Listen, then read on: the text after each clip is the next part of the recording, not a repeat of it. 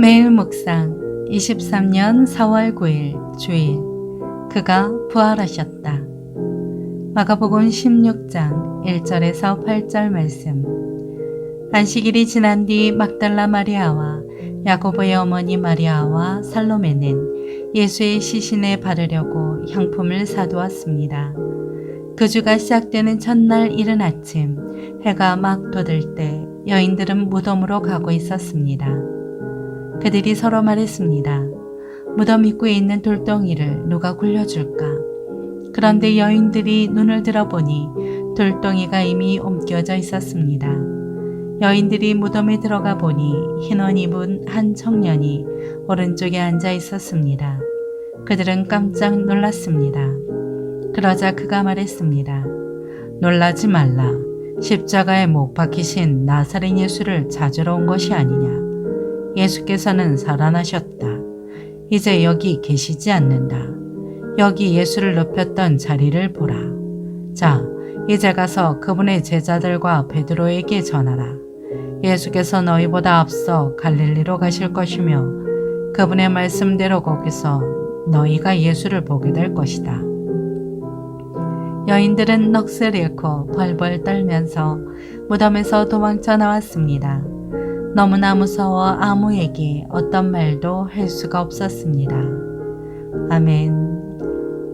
묵상 길잡이.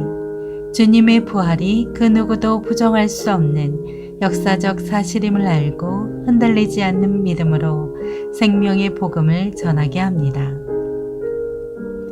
마가복음 16장 1절의 향품은 여러 가지 향료를 섞어 만든 것으로 출애굽기 30장 34절에서 38절에서는 같은 분량의 4가지 향료를 소금과 섞어서 향품을 만들도록 규정하고 있습니다. 신약 시대에는 13가지 향료가 사용되었는데 이는 후기 유대교 문헌에도 언급되었습니다. 예수님의 부활은 실제로 일어난 사건이며 기독교 신앙의 핵심입니다. 그러나 사람들은 예수님의 부활을 쉽게 믿지 못합니다. 그 일이 인간의 이성과 지식의 수준을 뛰어넘는 놀랍고 충격적인 사건이기 때문입니다. 첫째, 무덤을 찾아간 여인들.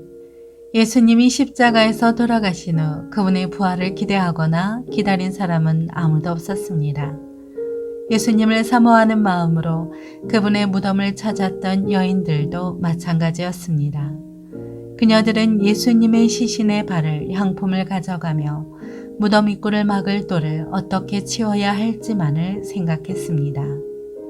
둘째, 예수님의 부활. 예수님의 무덤에 도착한 여인들은 놀라운 광경을 보았습니다. 무덤 입구를 막고 있던 큰 돌이 굴려져 있었고 예수님의 시신은 보이지 않았습니다. 놀란 여인들 앞에 흰 옷 입은 한 청년이 나타나 예수님이 살아났으며 그분이 갈릴리로 가실 것을 베드로와 제자들에게 전하라고 말했습니다. 셋째, 부활의 소식을 전할 사명. 여인들에게 예수님의 부활은 놀랍고 떨리는 사건이었습니다. 여인들은 충격에서 쉽사리 헤어나오지 못해 아무 일도 할 수 없었습니다. 그러나 그들은 거기서 멈추지 않고 제자들에게 달려가 예수님이 부활하셨다는 기쁜 소식을 전했습니다. 예수님의 부활은 반드시 세상에 전해져야 하는 복음입니다.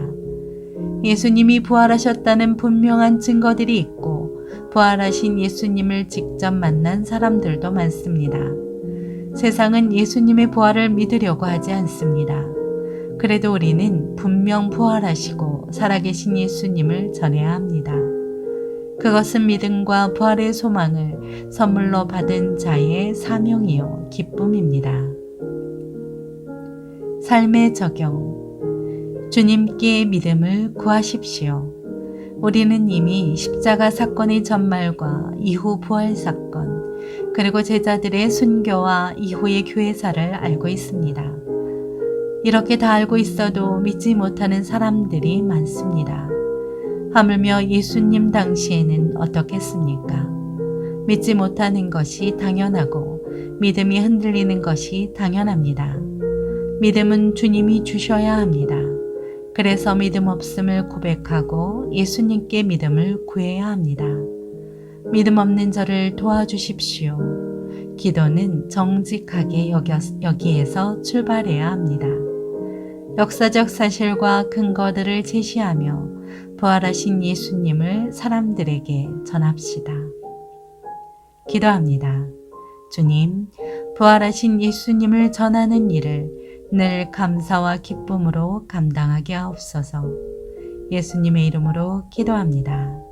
아멘.